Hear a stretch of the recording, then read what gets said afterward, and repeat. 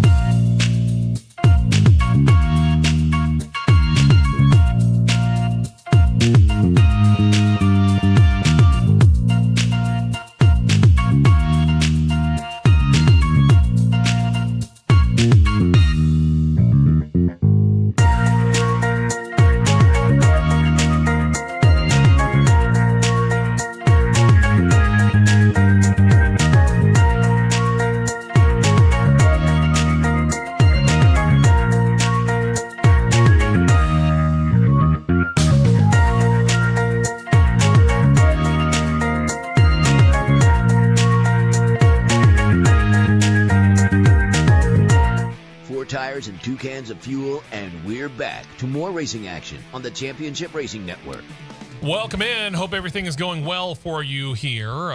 We made no bones about the fact that the home studios for where we are had a little bit of a problem yesterday. It was funny because this week has actually been a nice week. Once we got past all the rain from like Monday, well, the monsoons. Yeah. That happened early on this week. It was really, really nice. Hot, but really, really nice. And then all of a sudden, Mother Nature decided to throw storms at us again yesterday. We had thunderstorms where I live, but I live about 45 minutes or so ish, yeah.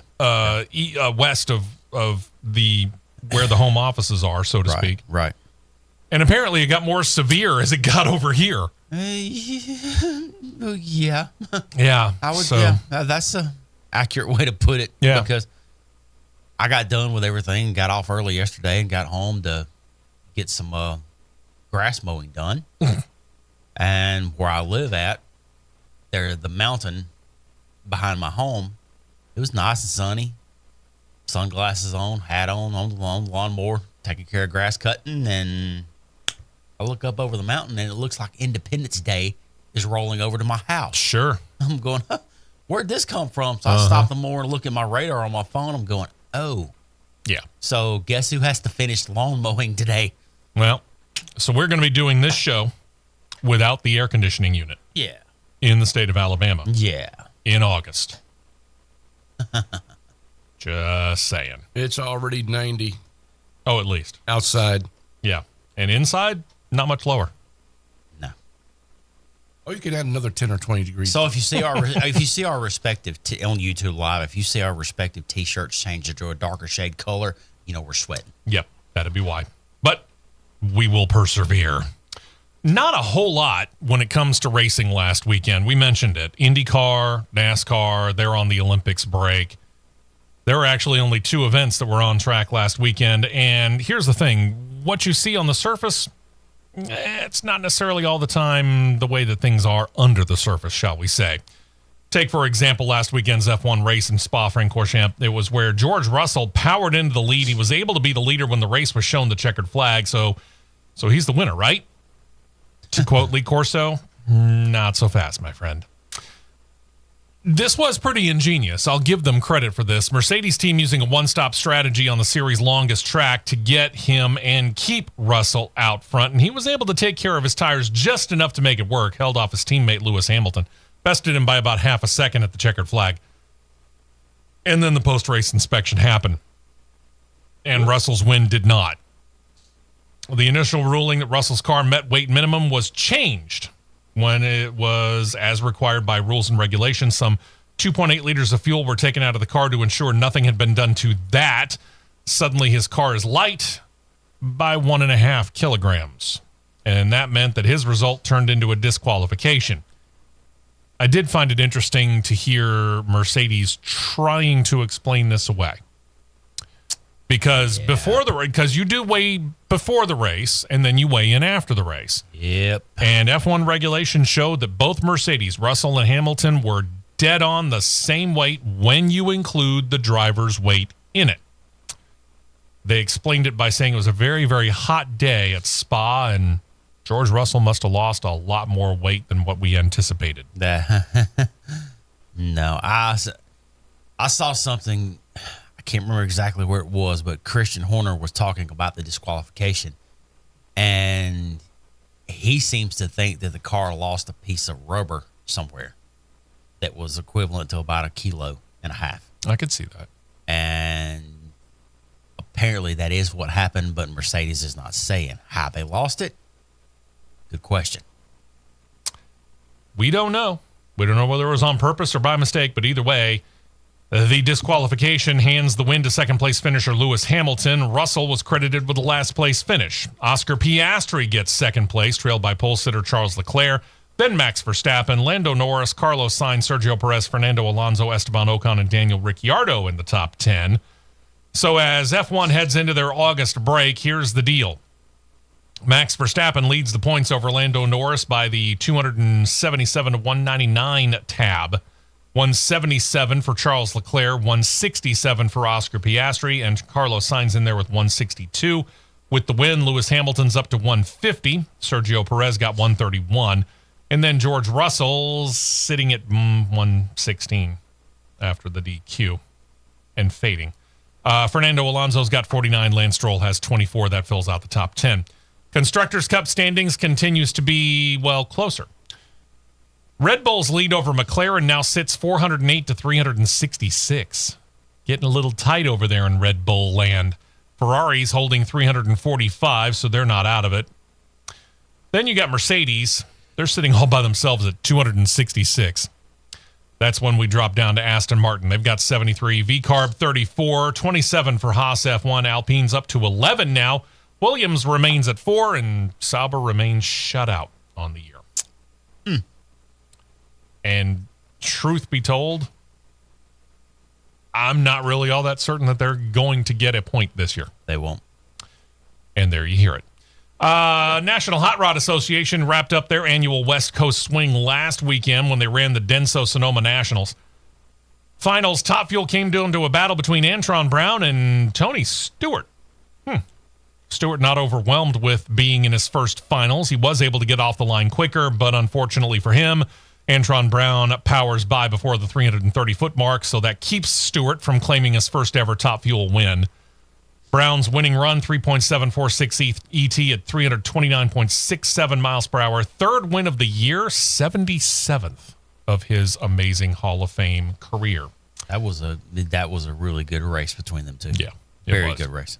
Funny Car came down to a battle between Bob Tasca III and Ron Capps. Identical reaction times. Promised a good race, but then Capps lost traction, so it wasn't that good of a race.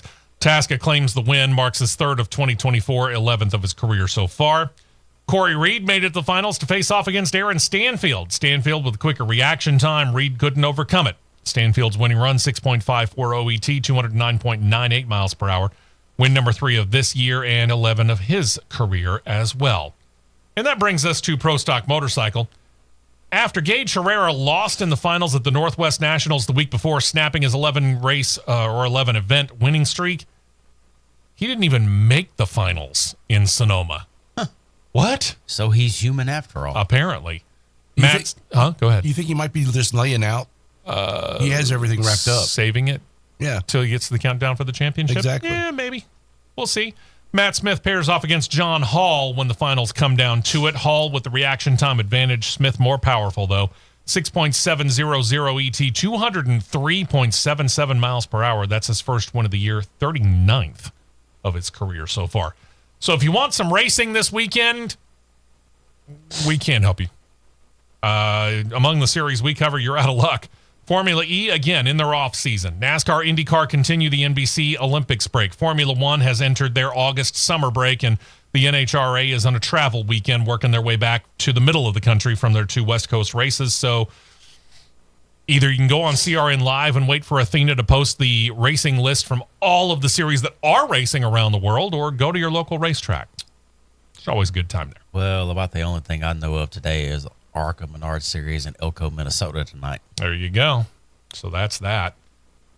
It's interesting. It'll be interesting to see what happens over the course of this week, because we've said it before. I'll say it again. Hey, I said it at the beginning of the show.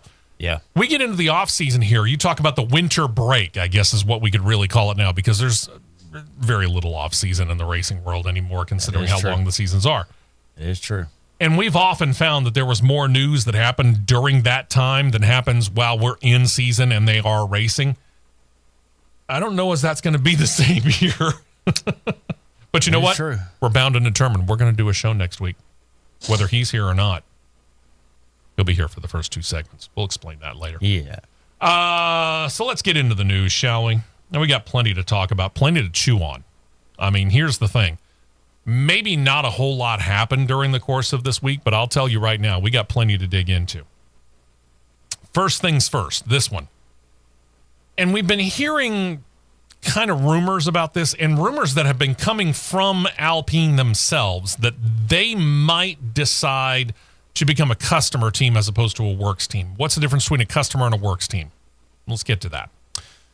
Last week, we noted Alpine was set to go indeed down that road. And in case you don't know what we mean, a works team is a team that builds their own cars and they build their own engines under the name of the company. See Mercedes, see Ferrari, for example, right? Alpine was one of those because they are owned by Renault. In fact, just a couple of years ago, that's what they were called, Renault. Alpine is just a sub-brand, the performance car brand under the Renault banner. Why don't we know that here in the United States generally? Because, well, Renault doesn't sell here in the United States anymore. Well, they said that they were thinking about ending their in-house engine department. They indeed are. They're talking already to others about supplying them with the power units beyond 2025. Remember, 2026 gets into the new engine regulation era. So they're going to go ahead and build through next year, and then, boom, engine shop gets shut down. Renault, Alpine's parent company, apparently did not want to continue building those engines under the new F1 rules. Okay, that's weird. And I'm sitting here thinking about these new engine rules, and we have noted the difference, and there's a slight difference in the displacement, but that's really about it. I mean, sure, I'm sure that there are many more details underneath the surface, but at the same time, it doesn't seem like the new engine regulations are radically different from the ones that they're currently going under. It's nothing that you can't change with either something in the cylinder heads or something in the block. They do that kind of stuff all the time. That's what car companies do. It's done all the time, so it makes no sense of why you didn't want to build power units under that. I mean, when you look at the price of F1 engines, what they are and their initial costs, you're giving up a lot of money with that. One would think. Because now you're paying somebody else to build your engines for you. Exactly, yeah. So, and I'm sure Mercedes engines are a lot steeper than Renault. I would think. But, hey, it's their decision. And again, Mercedes is the first one that they're talking to. Mercedes will have the opening. I'll get back to that. This one might have actually been the bigger surprise here. Because last week when we were talking about this, we also mentioned the fact that Bruno Famine was set to be taken. Well, the F1 side of things were set to be taken off of his plate. In other words, he wasn't going to be dealing with F1 concerns anymore. That was going to be handed off to somebody else. Bruno would, though, according to what we had heard last week, remain with Renault and start to deal with all the other motorsports activities that Renault was going to be involved in or is involved in. And apparently that lasted about a week. The team wasted little time in filling the gap of Famine going away. Oliver Oakes, who founded the F1 Feeder Series High-Tech GP team, he's going to take over as the team boss. He'll be the new youngest one when he officially steps into the role at 36 years old. The transition begins this month while F1 is off, and he'll be in control when we get to the Dutch Grand Prix at the end of August to continue the 2024 season. And then Flavio Briatore, who was hired, just like we told you last week, as the team advisor, wasted no time getting into the role. He's spearheading the talks with Mercedes about supplying the engines to the team beginning for 2026. Again, Mercedes right now supplies engines to themselves, Williams and Aston Martin, so you're thinking, wow, that seems like a whole lot for them to be trying to bite into. But remember, Aston Martin has signed on to be a Honda engine customer come 2026. So that would still mean that Mercedes is supplying engines to themselves and two other teams. Famine, on the other hand, apparently is out altogether. Huh? How did we go from, we're just going to take you off the F1 team, but you'll still be in control of the other motorsports activities, to apparently being out? Yeah. I don't know. Yeah, I don't know. So, anyway, I'll say this, though. Go ahead, John. You threw a hissy fit. They didn't like it. Goodbye. Maybe. The moves that Bruno was making, causing, last year, the couple of people to basically say, you know what, we're done with the way things are being done here. We're out.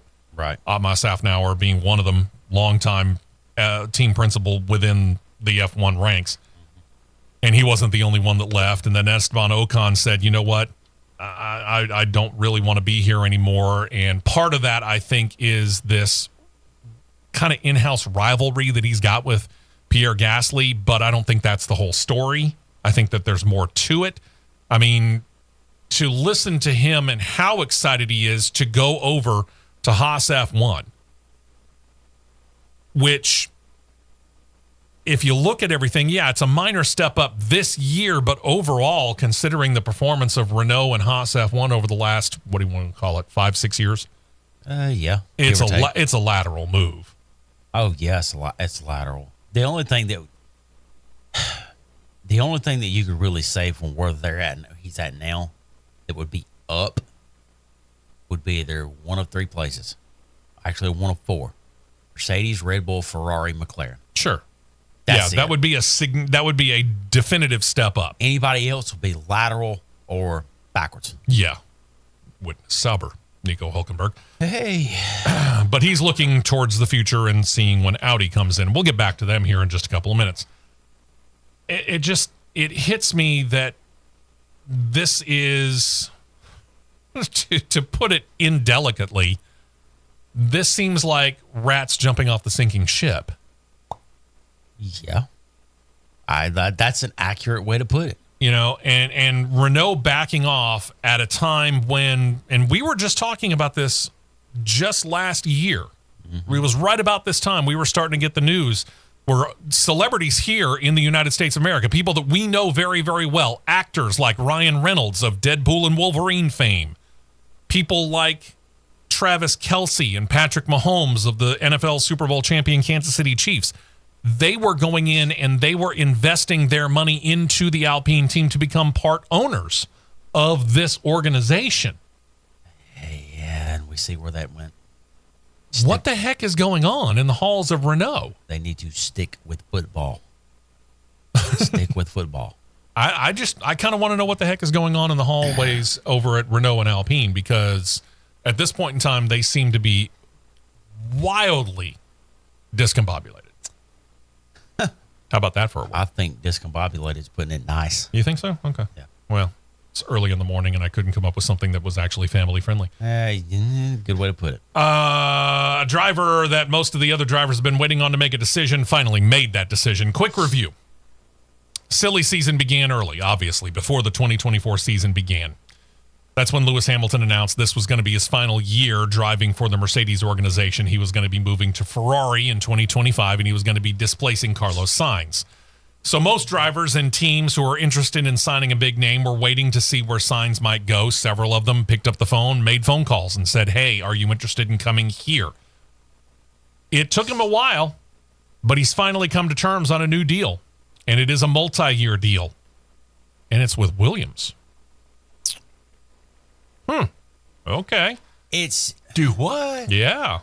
This, I will give Williams as much credit as I am dinging Alpine here.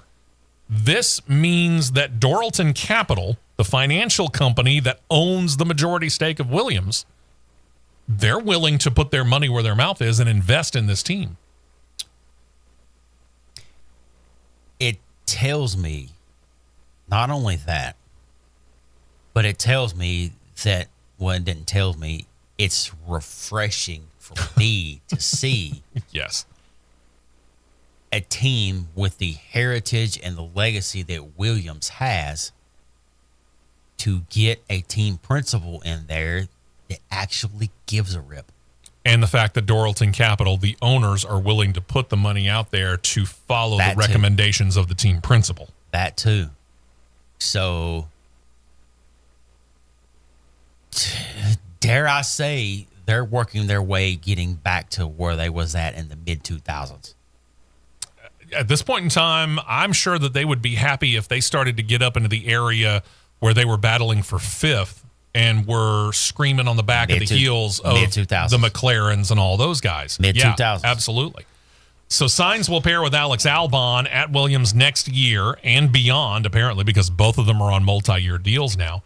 Of course, this also means that the American-born driver Logan Sargent is officially in lame duck status. Is there a possibility that some things could happen before the end of the year to allow Sainz to go ahead and move over there? I mean, they've got Ollie Behrman, and Haas F1 wouldn't mind Ollie Behrman getting a few more starts. I don't see where. But it I would don't be see that. this happening. I don't see it would happen either. Yeah, I don't see it happening. I saw somebody posting that question at some point in time during this week, and I got to thinking about it right there. And is it intriguing? Yes. Would Haas F1 like to see Ollie Behrman get a little bit more seat time? Sure. I know Williams would love to have Sainz in there now, but no, I don't see this happening. No, he won't get into a Williams car until 2025. Meantime, Red Bull has decided their situation with Sergio Perez. Now, we've been talking about this since Sergio Perez has been basically overshadowed by Max Verstappen, going back, 3 years now? Mm-hmm. He's been outperformed, he's been outqualified, he's been outraced by Max Verstappen on really a regular basis over the past 2 to 3 years. But he is set to remain in the car as Verstappen's teammate after we get back from the August break. And there had been some concern or question about that, whether or not they might bring up Daniel Ricciardo from the VCARB team to Red Bull, or maybe they go with one of their development drivers as well. But apparently they have decided they're not going to do that. They made the announcement Monday, surprising some who thought that they were interested in signing Carlos Sainz or at least shaking up the lineup. The last time Perez claimed a podium finish, Chinese Grand Prix back in April. And since then, he's only scored 28 championship points. Now, for some people, Sauber, that'd be a windfall. For Red Bull, meh. It's not impressive. Yeah. Sorry. So Red Bull trying to win their third Constructors' Cup title in a row. It might not be good enough, and it left someone to wonder whether or not he was going to remain in that car, but he will. So we'll see what happens throughout the end of the year. But this tells me right here, Sergio Perez is on a very short leash. You could say that, yeah. So that's a fair way to put it. Yeah, hot seats get transferred all the time. Very hot seat under one Sergio Perez. Logan Sargent doesn't have to worry about that anymore because he's about to have the seat ripped out from under him. Over at VCARB, things aren't certain either. Daniel Ricciardo is considered to be on something of a hot seat, especially with reserve driver Liam Lawson looming large. I know, alliteration. In the wings as a driver that Red Bull wants in Formula One sooner rather than later. Ricciardo's in the final year of his contract, too, so a test this week might be going a long way to determine whether or not he gets an extension or a door with a pink slip. We haven't heard anything, by the way, on that test, so we don't know how Daniel Ricciardo performed. We might try and look it up and see if we can find it, but I ain't going to guarantee that we're gonna. But yeah, between Liam Lawson and Daniel Ricciardo, and to think that Ricciardo might actually be kind of on the outside of Formula One looking in again, I don't think it would take him too terribly long to find another seat, but how many more chances does he get? I don't know. We'll continue to talk Formula One as we switch our attention to Audi next. We will be right back with more on the Championship Racing Network.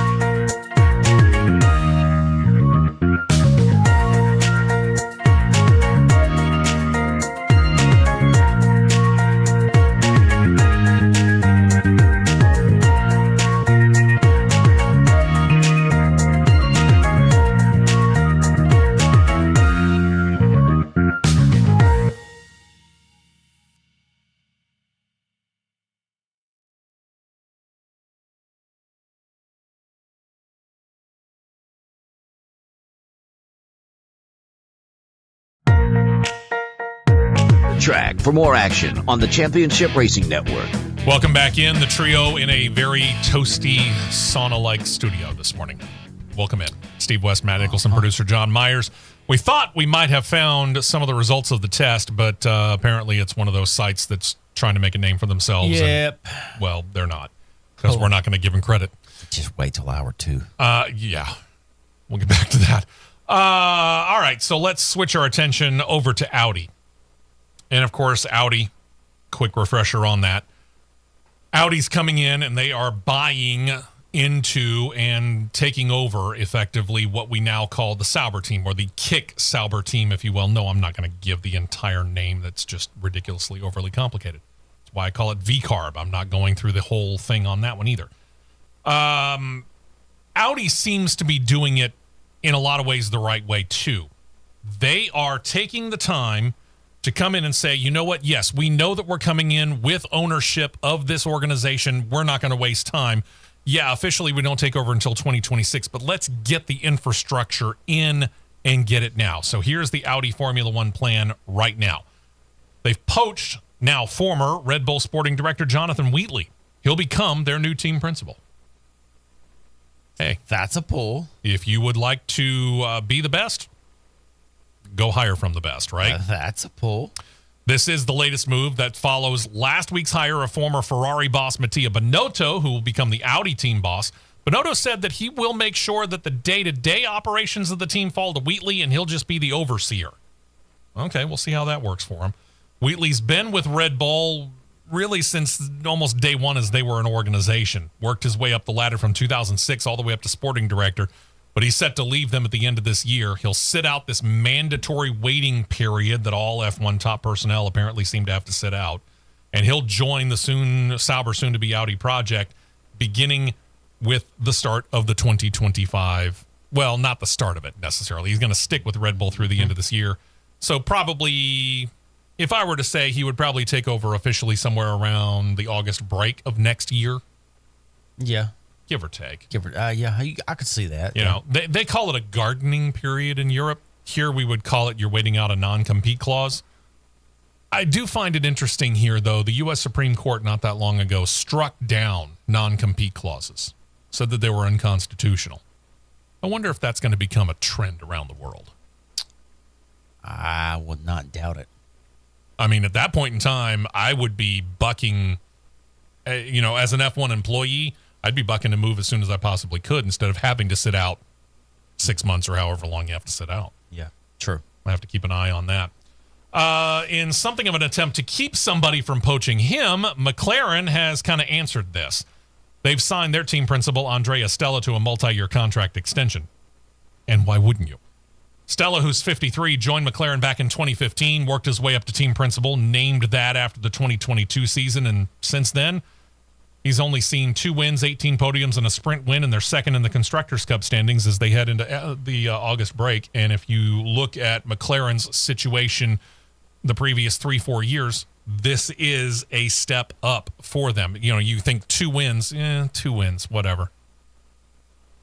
There are teams that are out there right now that would be getting down on their hands and knees and thanking the good Lord above for just one of those.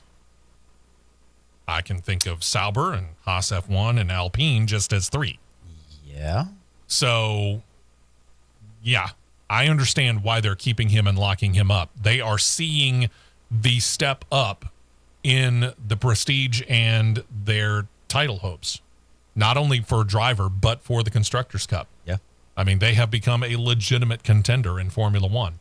And at that point in time, why wouldn't you want to keep the people who have helped make that happen? No question. I mean, And they've got a good young driver pairing. I mean, yeah, things looking up over there at McLaren. they do. No doubt about it. Keep an eye on them. Formula One's made a very big deal about their third U.S.-based race. Of course, that's the Las Vegas Grand Prix. It's going to get its second running this coming November. And in just one running, it's become so important to the series, not the city of Las Vegas, not to the United States, but to Formula One, that the series came to terms on an official partnership with the Las Vegas Convention Authority. Now, again, this is Las Vegas. They're not hurting for conventions, or tourism, really, for that matter. But when the city's livelihood is based upon tourism, coming from people who are coming into town for vacations, who have never been to Vegas or just happen to love Vegas because, well, they get more money than they know what to do with, and or conventions, and I've been there for a convention too. I was there back in, 2009? Wow, was that 15 years ago already? For the National Association of Broadcasters convention. And you want to talk about a great place to put on a convention. They have got convention space that is almost unbeatable. It's unreal how good Las Vegas has set themselves up for this. But again, their livelihood is based on this. When we had COVID strike back in 2000, the city that took the biggest hit in the United States of America was Las Vegas. So this gives them a chance to get themselves on a worldwide platform like they've never really had before. It expands their ability to market Las Vegas by using F1's global reach. This deal will run at least through the end of 2025, but I would imagine probably going to go longer than that. I would be shocked if it didn't. Last year's debut of the race, that does, of course, use part of the famed Las Vegas Strip, drew in a global television audience of just under 60 million people. Some 316,000 fans were in attendance over the course of the 3 days of the racing activities. Race promoters said that there were about 145,000 people who came into town simply for the Formula One race. And it brought in about $1.5 billion in revenue for the city. That's a few dollars. It ain't going to hurt. No. Now, you know why they're willing to put the partnership out there, because they know that they're going to get the money back. And we've noted this on almost every level. How much money big-time racing, and it really doesn't matter what series it is, how much money big-time racing will bring into a specific area. City of Birmingham, for example, actually is where Barber Motorsports Park is located. It is technically within the Birmingham city limits, but the cities of Birmingham and Leeds, which is right next to it, they are both very, very supportive of the Indy Grand Prix, the Children's of Alabama Indy Grand Prix of Alabama. And the reason why is because they understand how much revenue, tax-wise, it brings in to the area. And it's also why Birmingham, which sits, 40-ish miles from Talladega Superspeedway, also is into helping sponsor and bolster the 2 weekends that NASCAR visits Talladega Superspeedway. Because, again, you're seeing a significant jump in revenue from people coming in. And how many years have we heard now that people from all 50 states and some 20 to 30 countries around the world come to the state of Alabama just to go to Talladega? Several years in a row, you hear that. Yeah, like a couple of decades now, truth be told. Approximately. So if you do a race right, and Las Vegas apparently is, which, again, it's one of the top destination places when people are going on vacation in the United States of America. But they're doing it right still, and they understand how much money it's going to bring back. Things changing a little bit north of us in America's hat up in Canada. After spending the last 30 years spearheading the race, Canadian Grand Prix race promoting group Octane Racing Group, they're looking for a new CEO. They actually found one. I'll tell you about him in a second. The guy who's leaving, though, Francois Dumontier. If I got that wrong, I don't speak French. Sorry. He first started working in the F1 race back in 1994 before he launched the Octane Racing Group in 2002, became the president and CEO of the Canadian Grand Prix in 2009. Dumontier, for all of his work, has been inducted into the Canadian Motorsport Hall of Fame in 2017, and that's just because of heading the F1 race. His successor has already been named, and by the way, the company has been bought out by a group called Bell. So his successor will be Octane by Bell Vice President Jean-Philippe Paradis. And again, if I got it wrong, I don't speak French. Say that 10 times fast. No. Paradis will take the reins immediately. Dumontier shifting into a strategic advisor role. Yeah, that's just the transition part. He's probably going to be gone by the end of the year. You might have also, again, noted I didn't call it the Octane Racing Group. Bell bought out the Octane Racing Group in 2021. It is now, again, called Octane by Bell. I don't think anything really is going to change here. I mean, the guy's been the vice president for many, many years now under Dumontier. You take note, NASCAR. You don't fix what ain't broken. Woo! That may be the understatement of the year. Oh, year? The understatement of the 2020s, let's say that. And I'll retroactive it to the 2010s. Well, yeah, you could definitely go back that far, too. All right. To the National Hot Rod Association, you noted we did not lead off with that because we didn't feel like the biggest story was there. We didn't actually have a John Force update. We have a John Force adjacent update. Is that? Yeah, that'll work. We'll call it that. John Force, again, out for at least the remainder of the 2024 season as he goes through rehab. His team's been holding onto his funny car Camaro until now. This week, after they got done with the West Coast Swing out in Sonoma, the team announced that they are set to put that peak antifreeze funny car back out onto the track, and they have grabbed a pretty good name to fill in. Former funny car champion Jack Beckman, known as Fast Jack Beckman. He's been brought in to fill the seat. If you're watching on CRN Live right now, that picture goes back to 2018 when he was winning, and he was a title contender at that point in time. The team is calling Beckman's time in the car, quote, Joint Task Force, I like what they did with the wording there, Mission Championship. Now, how does this work? Because this actually does under NHRA rules. Force right now sits 5th in championship points right now, and he's about not quite 350 points back, if I remember the numbers correctly. Mm-hmm. Under NHRA rules, when injured, a fill-in driver can earn points that will be assigned to the injured driver for up to 8 races. And how many's left in the end of the year, Steve? Ladies and gentlemen, 8. So Smart. Every race throughout the course of the end of this year, Jack Beckman will run it. John Force gets credit for the points. Not bad. That was extremely smart move right there. Yeah. This is the equivalent of what everybody says when it comes to certain coaches in certain sports, that they're playing chess while all the other coaches are playing checkers. They looked at the rule book and said, hey, if we wait until after Sonoma, we don't have to take the cars on the West Coast Swing to Seattle and Napa Valley, California. We wait to come back to the point where we go to Brainerd, Minnesota, then Indianapolis, and then you got your 6-race countdown to the championship, and boom. You turn around and you also get Jack Beckman to come out of retirement and do this? Yeah. Think about Jack Beckman's resume. 33 wins in funny car competition. Now, he hasn't raced since 2020. But again, this is kind of like riding a bicycle to a certain extent, isn't it? I mean, you just got to get your timing back. And I get it. Timing's everything. Reaction time, we talk about it pretty much every time we talk about racing. I'm sure. In the NHRA. But if you can get your timing back, and I think Jack Beckman can. Yeah. I mean, all right, look at it from this way. He decided that working as an elevator technician, he wanted to go drag racing. So he quits his job as an elevator technician and starts drag racing, turns around, gets 33 wins, wins the 2012 title, finishes second in the points in 2015. I mean, what's he doing now? He went back to being an elevator technician. Okay. All right. I think he's okay. On top of that, Beckman is a cancer survivor. He's a U.S. Air Force veteran and has been an instructor of drag racing at the Frank Hawley Drag Racing School. So he may not have to worry too much about getting his timing back after all. No. He's taught all of John Force's daughters along the way. He even taught John's wife, Lori. Lori was able to obtain her Super Comp license while learning under Beckman. Okay.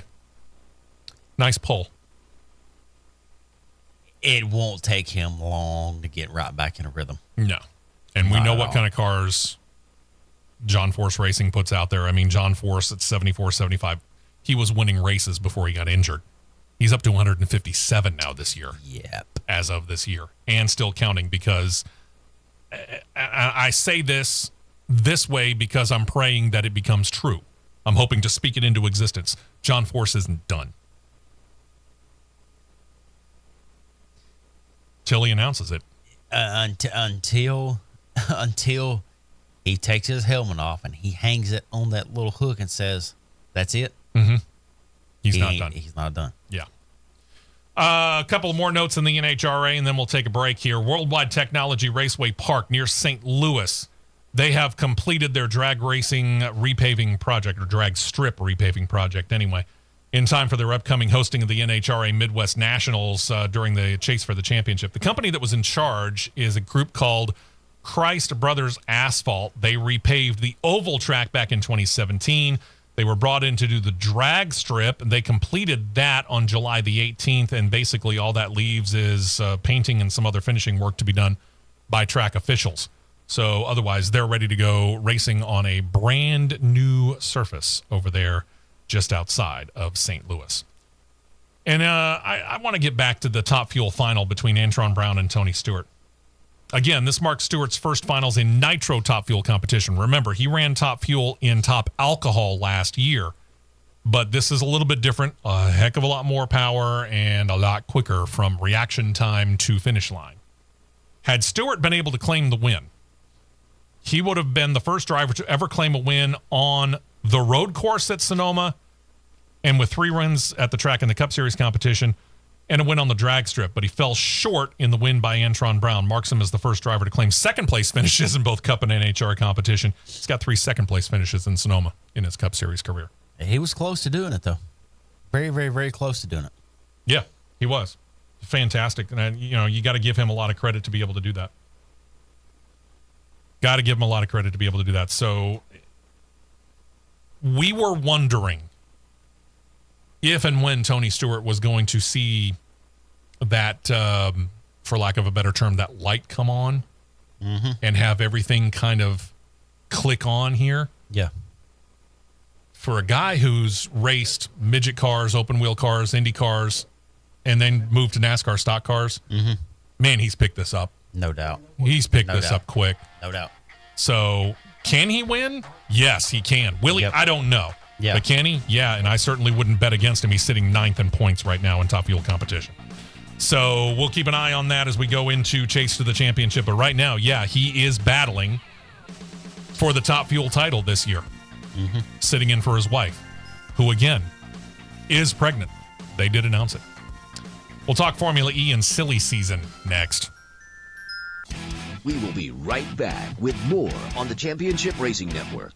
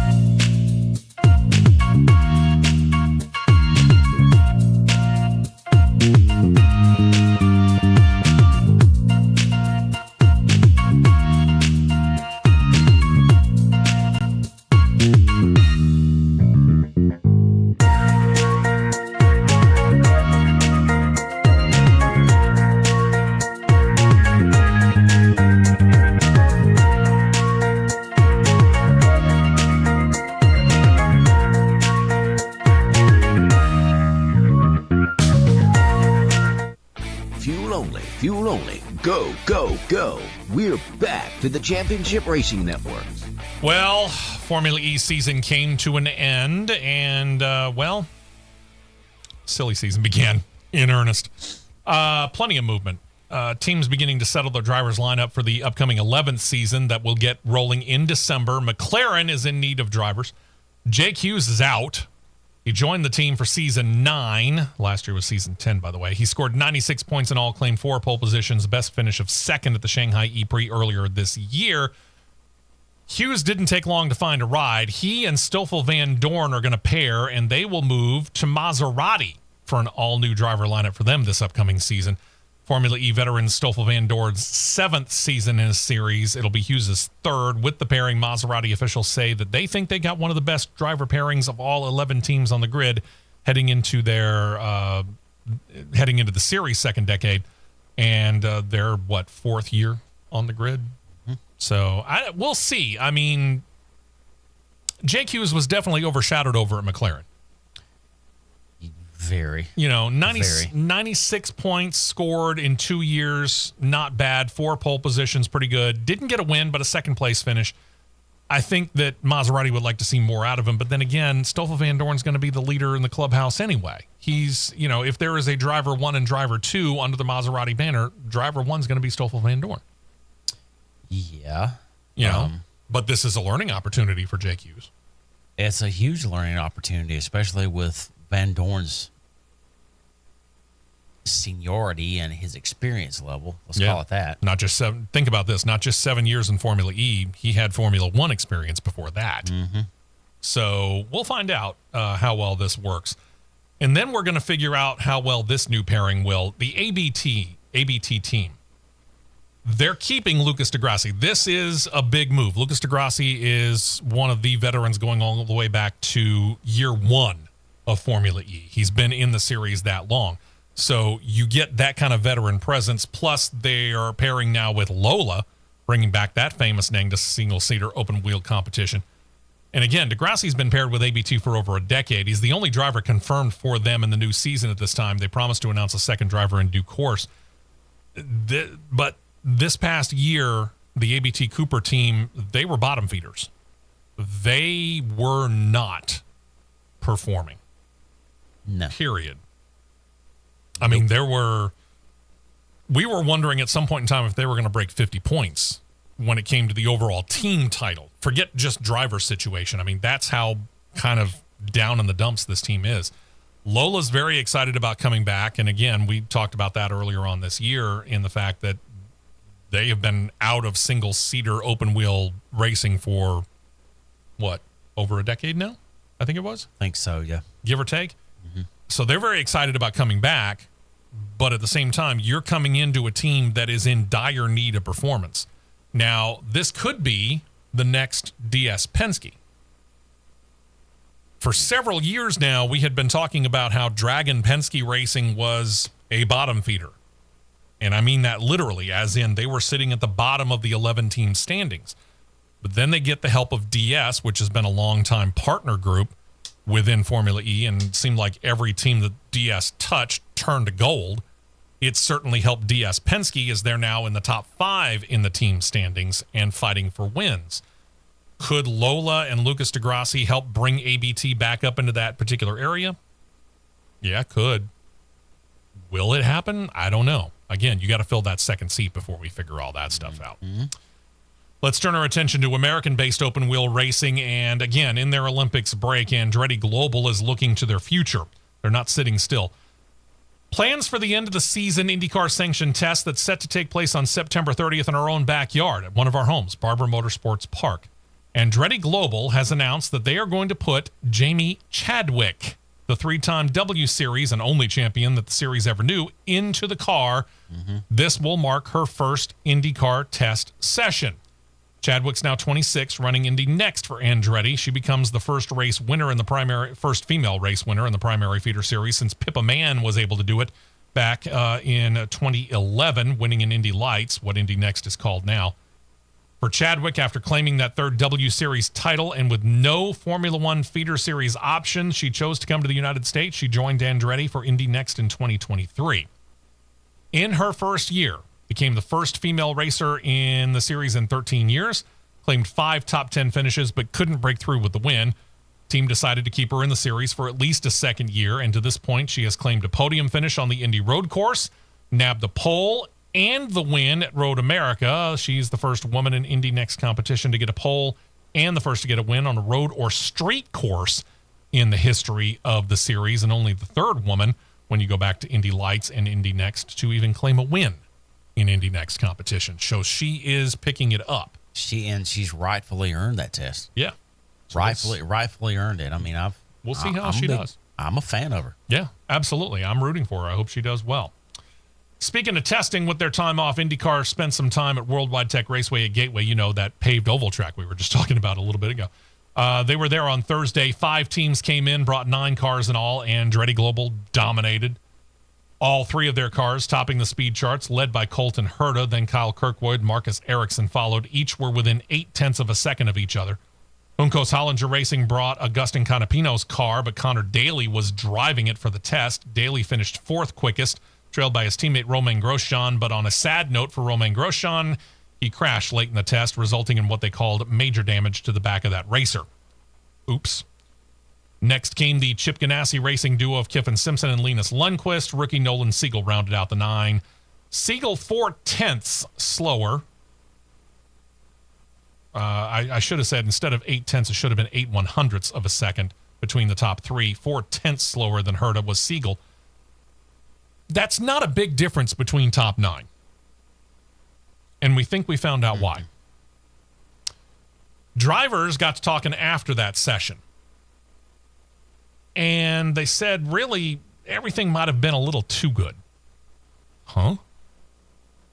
The drivers talked about the Firestone tires that were brought on the day, said that there was very little to no tire degradation over the course of that test, even though IndyCar had put the teams on max downforce, meaning they should have been rubbing real hard as they were going around that oval track, which is what, a mile long-ish? Yep. They should have been scrubbing pretty good, but apparently held up very, very well. And again, IndyCar had the team set the cars to max downforce.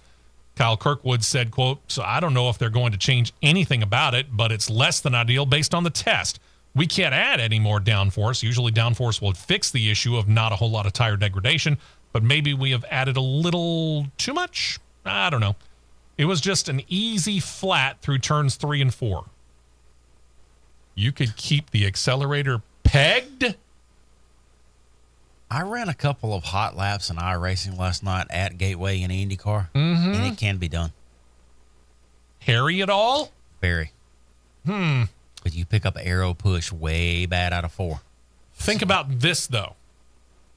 9 drivers, 9 different drivers in 5 different team cars, right? It's just easy through turns 3 and 4.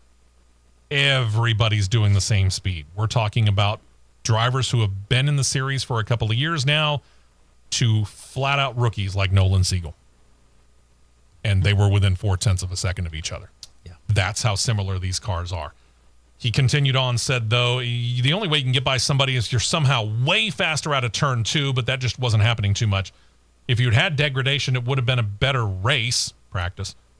But if it's like we just tested it, it's going to be like Iowa. So I hope something is going to be done to change the tires or the aero or whatever they think that it needs to be. And I think that's probably why they brought that test to Worldwide Tech, because they wanted to see what this was going to do after Iowa. Yeah, that's Firestone going to have to bring a softer compound tire? Yeah, because the asphalt is different at Gateway versus Iowa. Sure. Gateway's not as abrasive.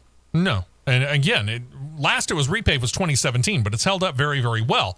Right. Remember, they repaved portions of Iowa Speedway earlier this year. The straightaways are still a little bumpy. You get into turns 1 and 2 or turns 3 and 4, it's smooth as glass because of the new pavement patches that are there. Yeah. Yeah, you're going to Firestone start sliding to the softer side of things, even for the primary tire. That's the only thing that I can think of. Yeah. Speaking of softer racing tires, when we get back to racing in the Cup Series, we're going to be going to Richmond, and they're going to be bringing those alternate tires there. Which means you'll have a choice of the main Goodyear Eagle racing tire or the softer compound one. It didn't really make that much difference at North Wilkesboro.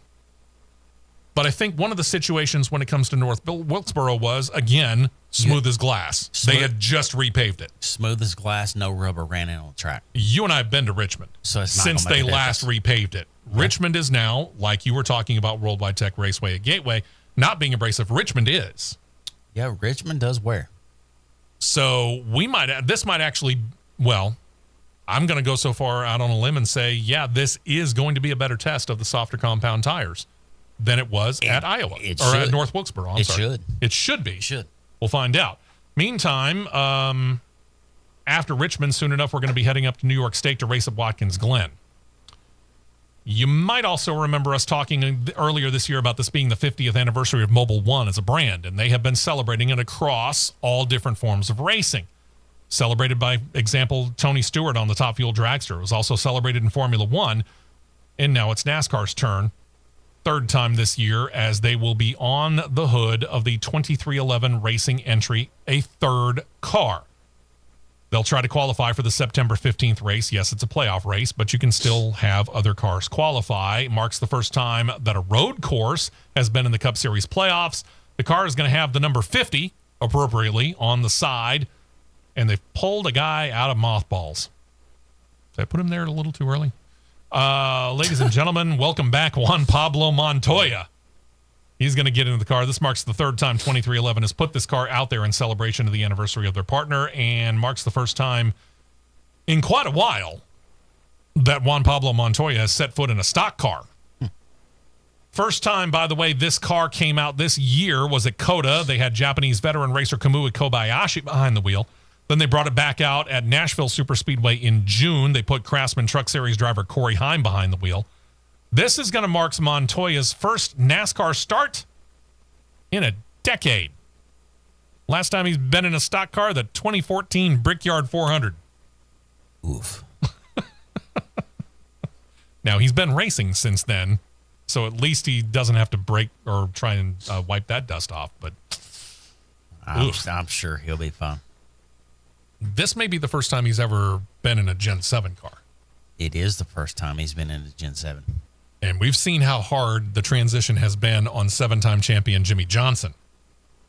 And he'd only been out of the series for, 3 years? Yeah. Have fun. And being at a road course, I don't think it'll be that bad. Probably it's not. different being at a track where there's aero and downforce and everything makes a huge difference. But road course, you just go throw it. Yeah, and again, Juan Pablo Montoya is a racer's racer. Two-time champion, IndyCar and IMSA, one each. Two-time Indy 500 winner, three-time winner of the Rolex 24 Hours of Daytona. Got a dozen starts at Watkins Glen in 4 different series, including a win in 2010.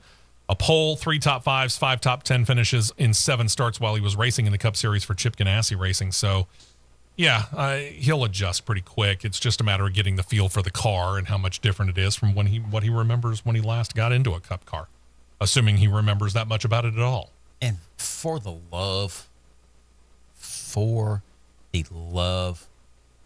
of humanity, mankind, and the good Lord above, shut up with the jet dryer jokes. Stop with it. Yeah. Stop. How many years ago was that? Stop. That would be 13. Okay.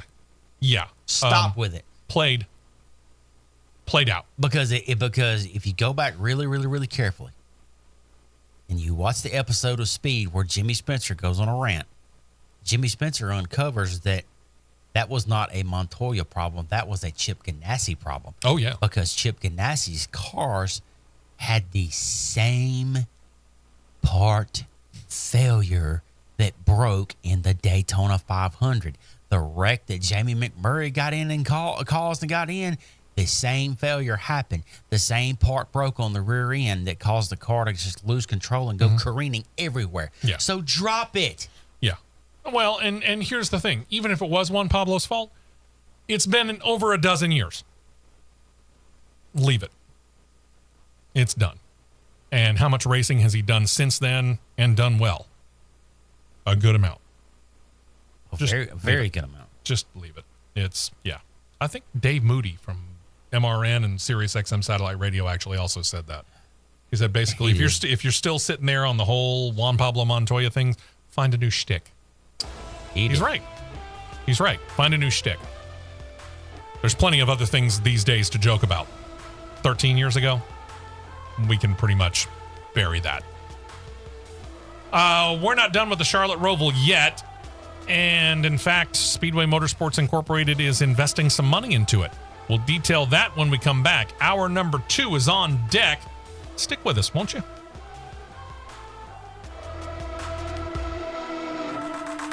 Don't touch that dial. The Championship Racing Network will be right back.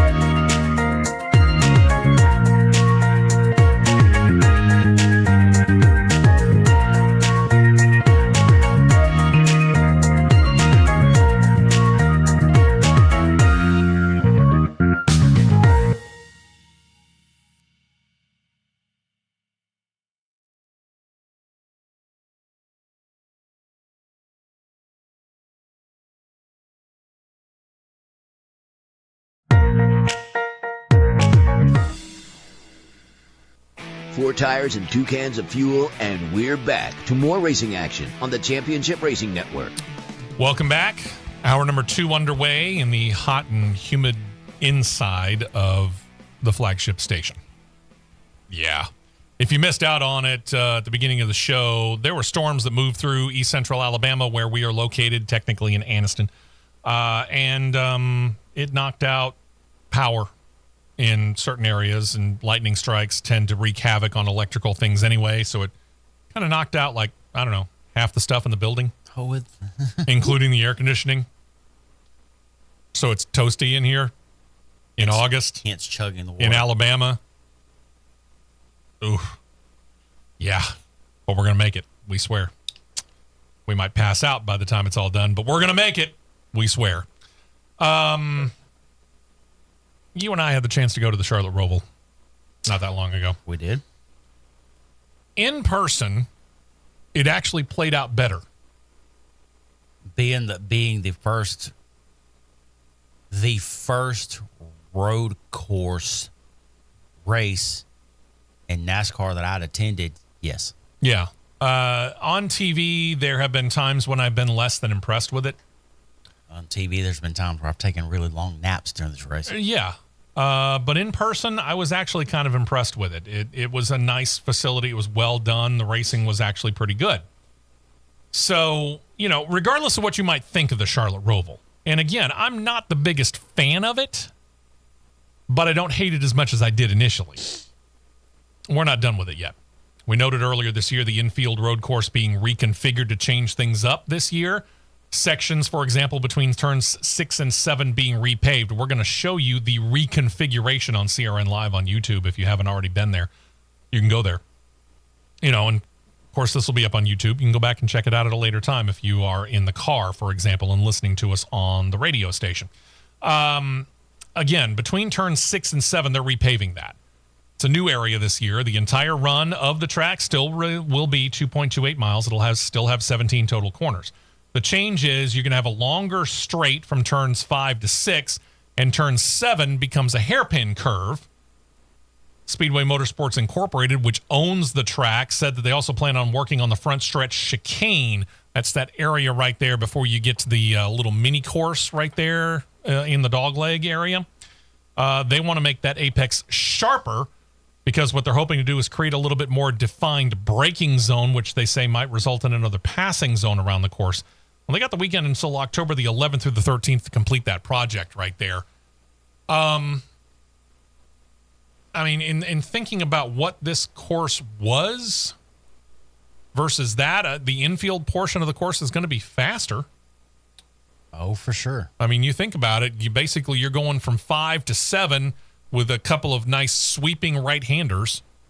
I would say from 4 to 7. Yeah, that's true too. 4 to 7. 4 to 7. You sweep, once you come off a 4, you're on this nice straightaway there that, mirrors or parallels the backstretch at Charlotte. And then it's just this, again, I'm not saying that you're not going to slow down. You are, but you got a sweeping right-hander through 5, sweeping right-hander through 6 before you're hard braking for that hairpin in 7. The speeds actually could go up this year. We might see a little bit faster lap. The only thing that might keep it the same is, you got the hairpin there and the fact that they made that chicane there down towards the dog leg a little bit sharper. So you're probably going to have to brake a little bit harder.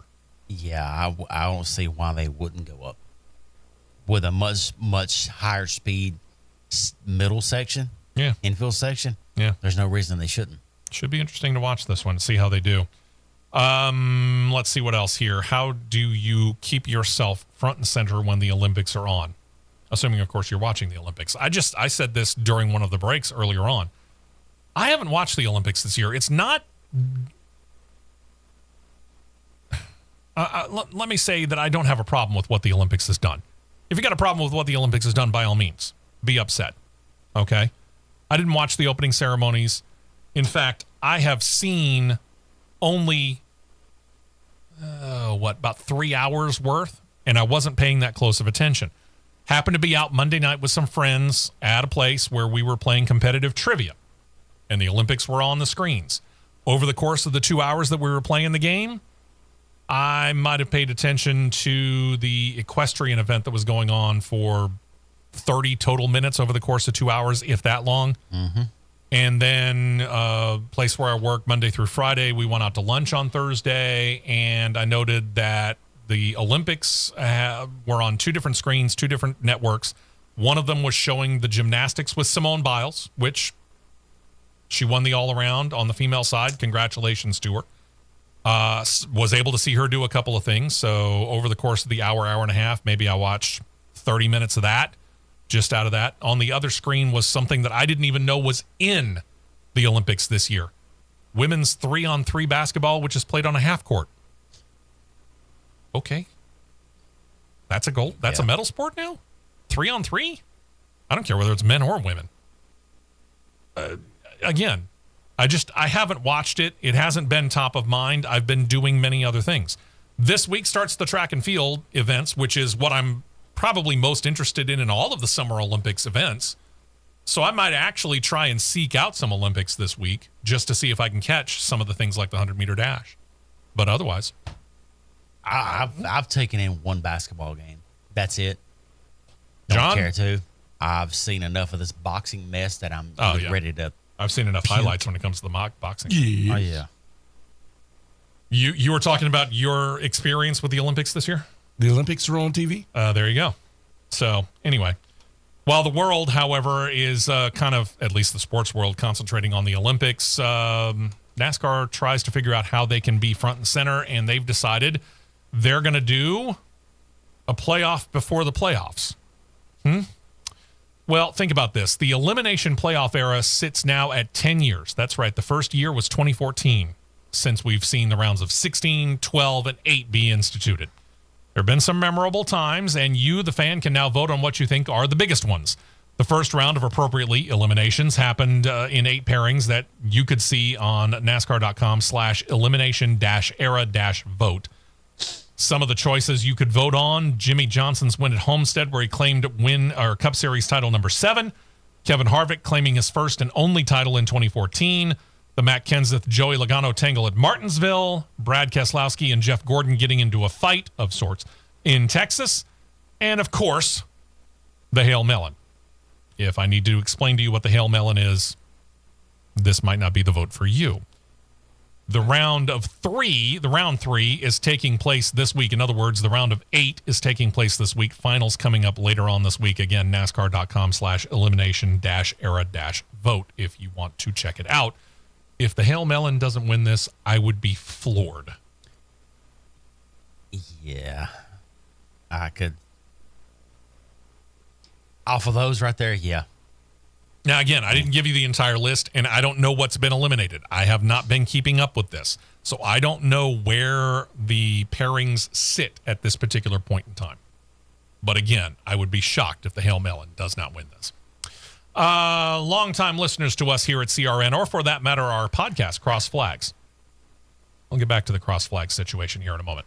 Know that we believe here on this show that Andretti Global, while being very vocal about wanting to get into Formula One, seems pretty likely to be heading down the track towards NASCAR ownership. So this little bit that came out earlier this week, really no surprise to us. A video, an interview, if you will, with Andretti Global President J.F. Thorman was released this week, where Thorman insists that at this time, moving into NASCAR ownership is only in the exploratory phase, but we already know this. They have connections within NASCAR. We'll talk about them in a second. First of all, here's what Thorman said. He was in a video entitled Building the Brand, Episode 4, which I think you can find on the Andretti Global website. Says expansion to NASCAR would be a natural move, considering that the family has a history in stock car racing. Quote, a lot of times when I travel, if I have the branding on, in other words, the Andretti Global logo on a shirt, the amount of people that will actually ask and say, do you work for the Andretti race team? Is it Mario? Is it Michael? You realize the power of the name and how recognized it is. It represents that hard work. Mario's story of coming over with just the shirt on their backs, it's just pride to wear that. I mean, you think about it. Mario Andretti came over after making a name in Indycar and winning races leading up to what would be his one win in the Indy 500. He came over and happened to get a start in the Daytona 500 and won. He did. And that wasn't the only time he has started a race in stock car racing. And the Andretti name, more John than anybody else, is not a stranger to NASCAR racing. So, yeah, they have those connections from the past. But they have connections now, too. Let's do a little bit of name connecting the dots here, people. Think about the name Dan Taurus. Remember that. Dan Taurus is the co-owner. I'm going to say that one more time. Co-owner of Andretti Global. Dan Taurus is also the CEO of a major major financial insurance company. Mm-hmm. The name of that company, people, is Group 1001.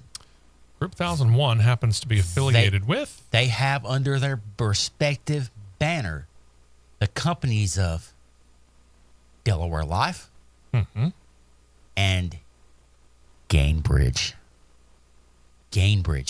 Now, let me think here. I know that Gainbridge has been a sponsor with Andretti in the IndyCar ranks. But I've seen this whole thing in NASCAR. They are on the 26 car, the number 26 Honda of Colton Herta. Mm-hmm. They are on an Formula USF 2000 car with none other than Oliver Weldon. Mm-hmm. Weldon, ring a bell? Dan Weldon. Sebastian Weldon, ring a bell? Yeah. But let's step over to the fendered world of NASCAR. They are on the truck of Nick Sanchez. They are on the Spire cars. The Spire cars of Carson Hocevar, Corey LaJoie, and they're on the 71 as well. And I'm pretty doggone sure there are Gainbridge and Delaware Life logos on the haulers of Spire Motorsports truck team as well. Do we know how to connect the dots here, people? I will die on this hill. I will go die on this hill. You cannot, under no circumstances, tell me they're not already silently in NASCAR. Because if Dan Towers is throwing all this money at Spire, putting the Group 1001 companies and even Group 1001 itself on vehicles at Spire Motorsports, that Kyle Busch has put the company in victory lane at Atlanta this year. Mm-hmm. Okay. Gainbridge is all over the 7 car, which is now a lame duck car.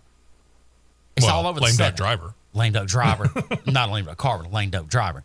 Delaware Life has been all over Carson Hocevar's 77 car this year. Only mentioned they've on Delaware Life is on 28 car, Marcus Erickson and IndyCar. So they're well covered there, people. Okay.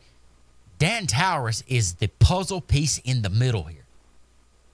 He's putting the money into Spire NASCAR to sponsor the team in a massive way, but yet where is Spire getting all this money from? Think about how much money they've spent. And we just talked about the two biggest ones last year. Going and getting a charter from the Live Fast Motorsports Group, reportedly $40 million. And then turn around and bought Kyle Busch Motorsports. The entirety of the Truck Series operation, lock, stock, barrel. Give me the keys to the door. Everything. It was the turnkey operation. You open the door, it was Kyle Busch Motorsports, and then the next day they changed the signs and it was all Spire Motorsports. You've got a couple. And that was what, 25 million? 25 million. So that's 65 million just there. They bought that extra charter for 40 million. So where does 65 million coming in from? I am pretty sure that Spire Entertainment, which is the public relations firm that a lot of drivers have been represented within the past, I'm pretty sure Spire Entertainment did not generate that all itself. Back to Dan Towers. He's neck deep with Michael Andretti as the co-owner of Andretti Global. Not just the IndyCar team. Mm-hmm. Andretti Global. Yeah. Okay. He's also involved in the Formula E operation. That means he's involved in every single motorsports portfolio filler of Andretti Global. And I would dare say this. Again, he's involved not only in the IndyCar side, but he's involved in the Formula E side. If Andretti does finally get Formula One to come to their flipping senses and they get that Formula One team, I can guarantee you he's on that car too. Oh, there's no question and no doubt about it. So none whatsoever. There's your connection. There it is right there. So you cannot tell me that they're not silently in this, because we're 3 years ago. Let's say before the Gen 7 era, Spire wasn't even on the map. They backdoored their way into that win at Daytona in 2019. Weather got it. Hey, a W is a W.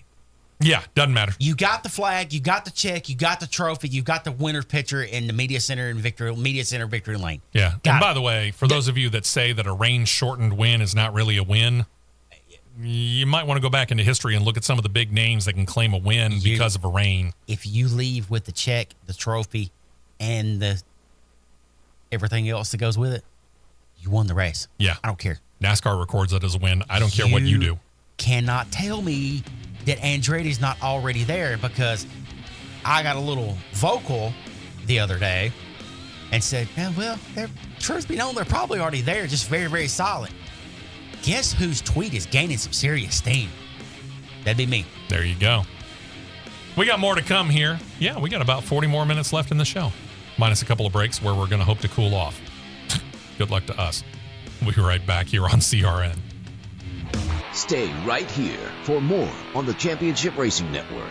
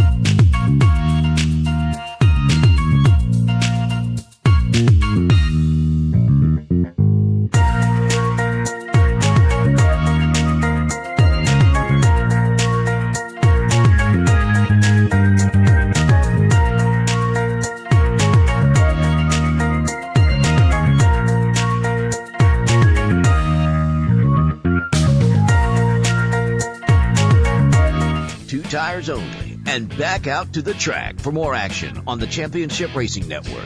We got congratulations in order as we come back here into the show. Steve West, Matt Nicholson, producer John Myers here with you. Appreciate you joining us on this morning here in August. Oh, we already made it to August this year. This year is flying by. Well, the air temperature's telling me we're here in a big way. Yeah. Suddenly what had been a really, really fast year has turned into a rather slow 2 hours, mainly because of heat. But Congratulations go out to two different couples. First off, Tyler Reddick and his wife, Alexa. They made their marriage official this week. They have been longtime partners They have a son, Bo, who was born back in January of 2020. Decided to take time in this, the first of their 2 weeks off this year, to get married. So congratulations to them. Good for them. They had, I was trying to think, Bubba Wallace, Denny Hamlin were there, so the whole of 2311 was in attendance. And just about all of Toyota Motorsports. Yeah, there you go. So congratulations to them. Also, congratulations officially. We told you last week on the show this was going to happen, and it did. Daniel Suarez and his new bride, health coach Julia Piquet, got married in her hometown of Brasilia, Brazil. Multi-day ceremony hosted by her dad, no less than F1 legend and champion Nelson Piquet. This is a pair that met back in 2012, got engaged in November of 2022, and are now married. Well, if they've been together that long, I guess that means that they could be together for a while longer. Good for them. And for one Daniel Suarez, that means that he doesn't have to go far to find somebody to help him out with keeping himself in shape. No. She's right there next to you. This is going to lead into another conversation. Sports business property company by the name of Zoyer Sports and Entertainment. They just announced the purchase of yet another professional sports franchise, the East Coast Hockey League's Charlotte Checkers. They now will, with this, own 3 different hockey franchises, in addition to ones in Gastonia, North Carolina, where they got a minor league baseball club. So why are we talking about this on a show about racing? Well, you have to know there's a connection, and there is. Prominent partners in the Zoyer Sports and Entertainment company include Heisman Trophy winner Tim Tebow, Fox NASCAR analyst Regan Smith, and 2014 Cup champion turned Fox Sports commentator Kevin Harvick. Okay. They're not hurting for support. No. Let's just put it that way. When you got Harvick and Tebow. And if you happen to be watching racing tonight, there is a specific race that's going to be happening at North Wilkesboro Speedway. Matt? Yeah. So last week, I think it's good in a way how it cross promotes sports.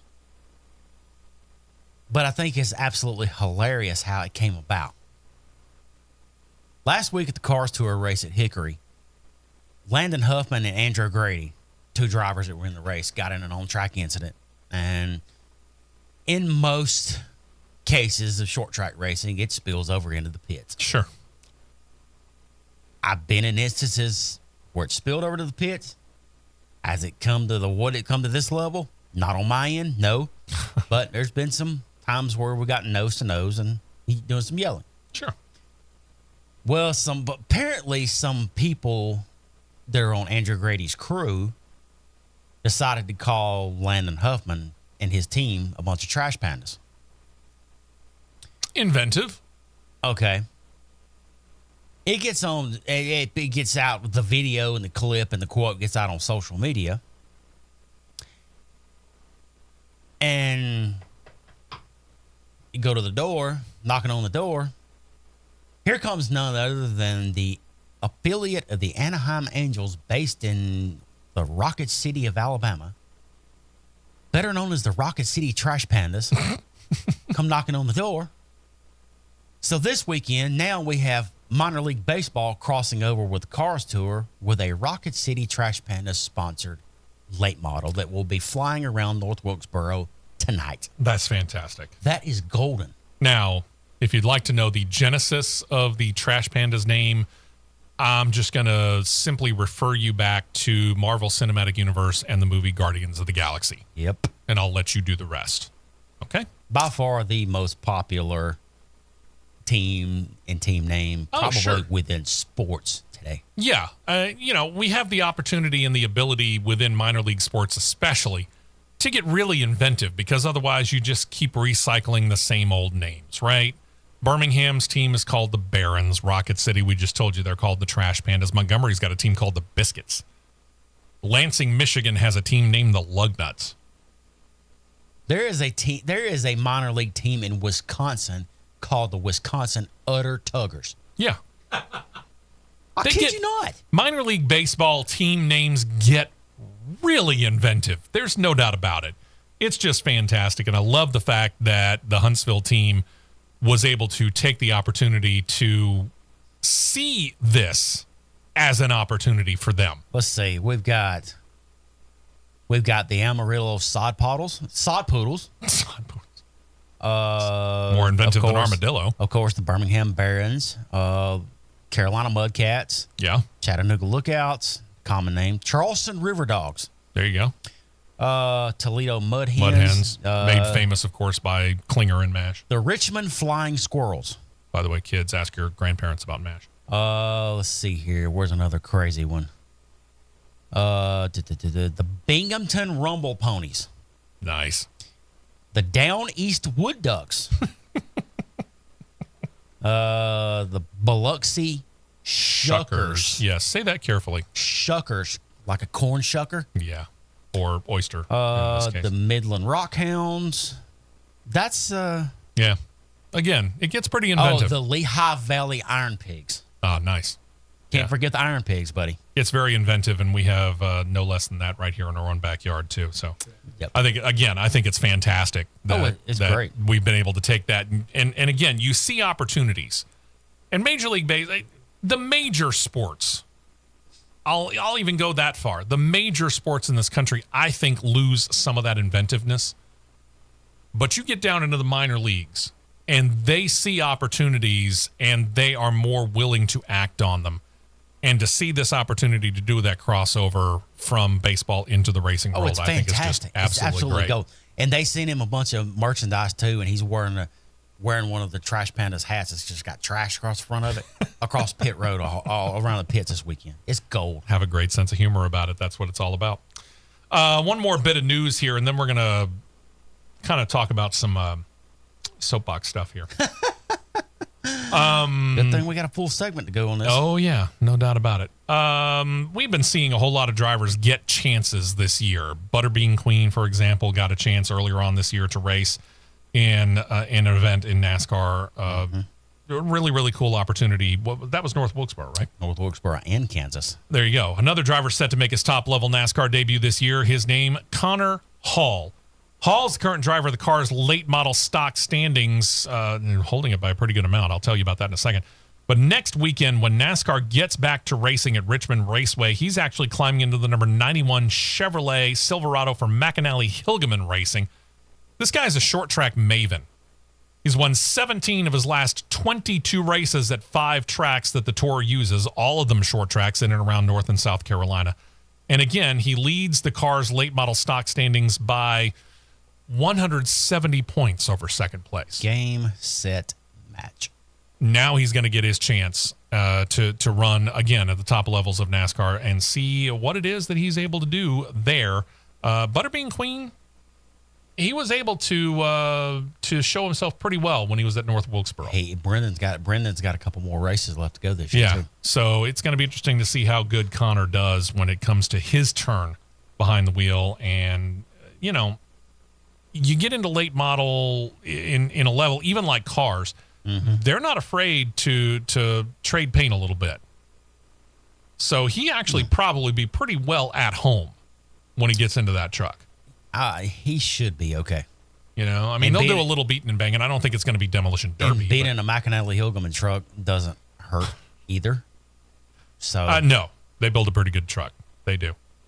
Nice reference there, Chi-Town Mark on CRN Live on YouTube. We were talking about the Huntsville Trash Panda or Rocket City Trash Pandas. It's a shame Bill Veck still isn't around. Yeah, he would love something like this. Bill Veck, this is a guy who, if you have any interest in baseball whatsoever, you need to look up. Bill Veck, one of the most entertaining owners of baseball teams or promoters for baseball teams in the history of baseball. Came up with some really, really cool things. So, yeah, just absolutely great reference there, Mark. Yeah, if you've never heard of or have researched Bill Veck, go do it. The things that man was able to do, just absolutely ridiculously entertaining.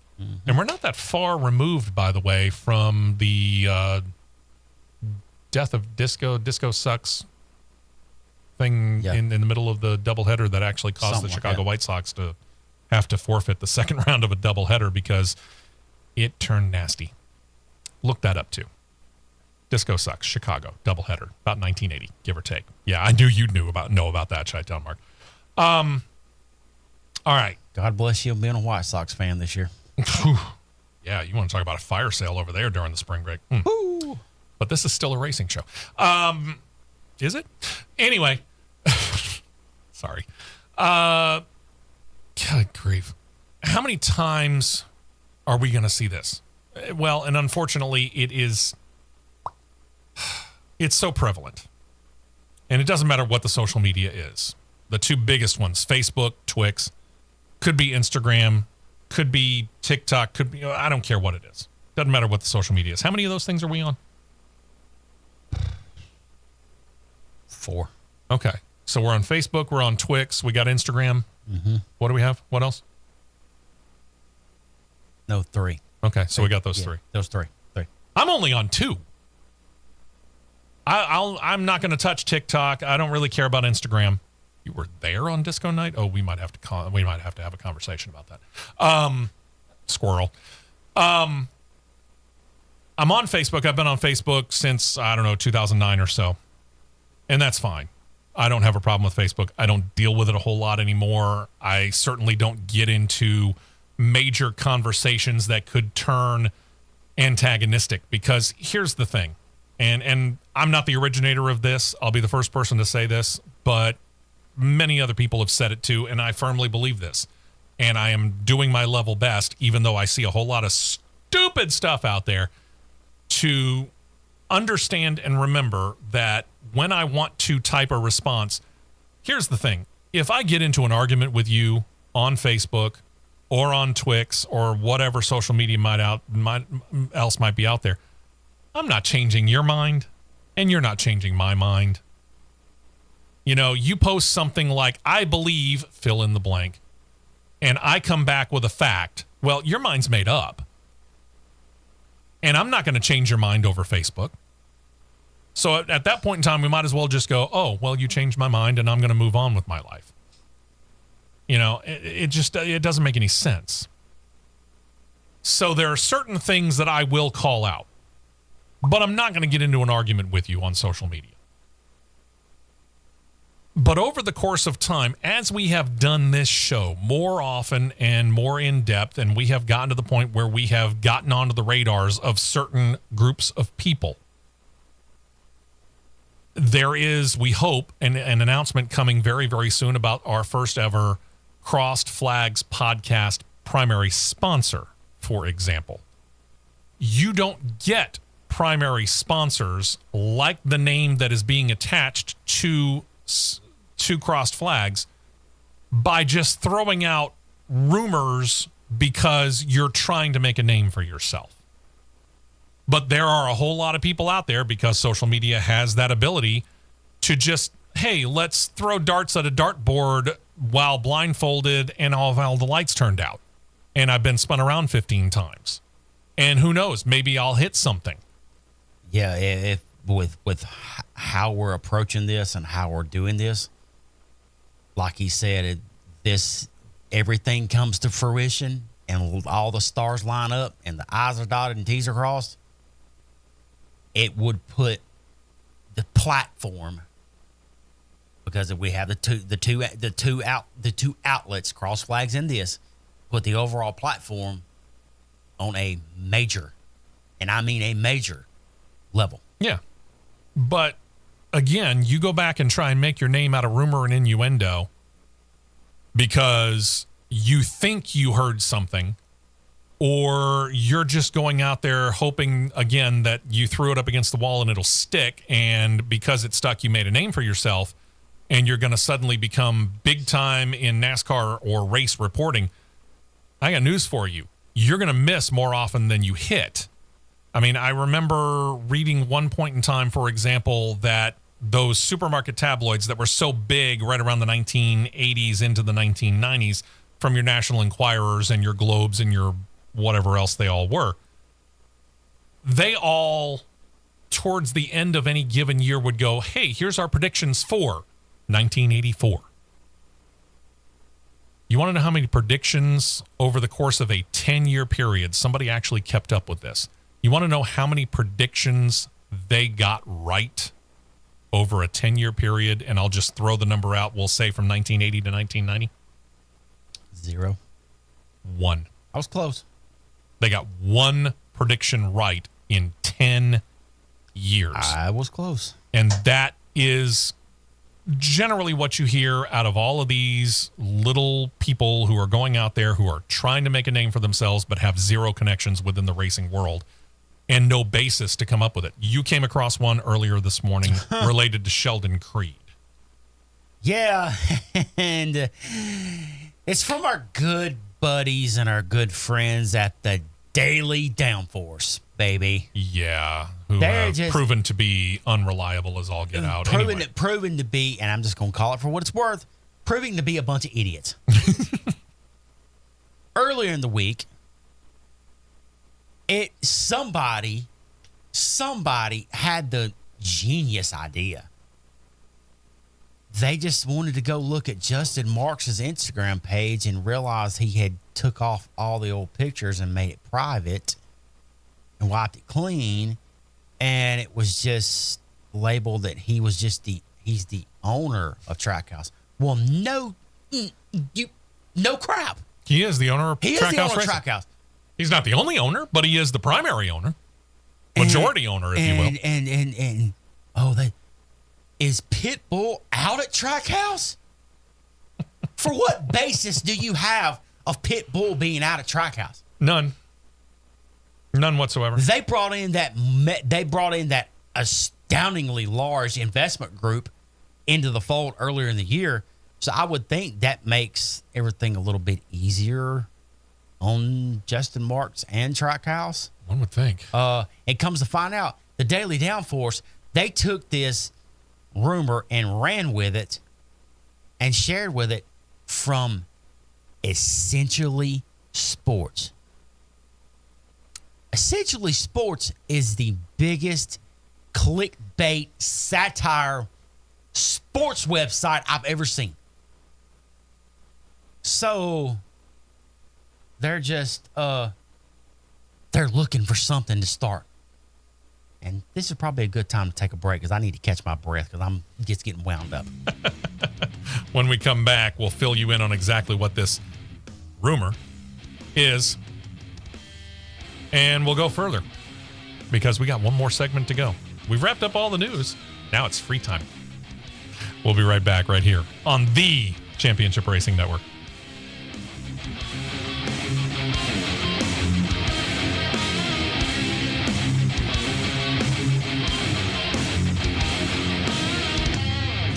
We will be right back with more on the Championship Racing Network.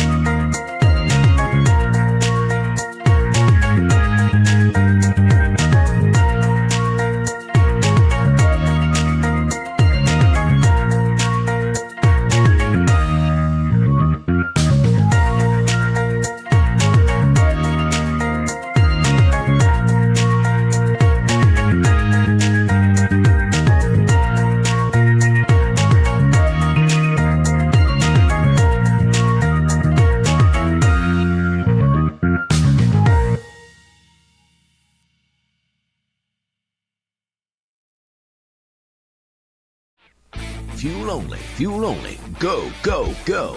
We're back to the Championship Racing Network. All right.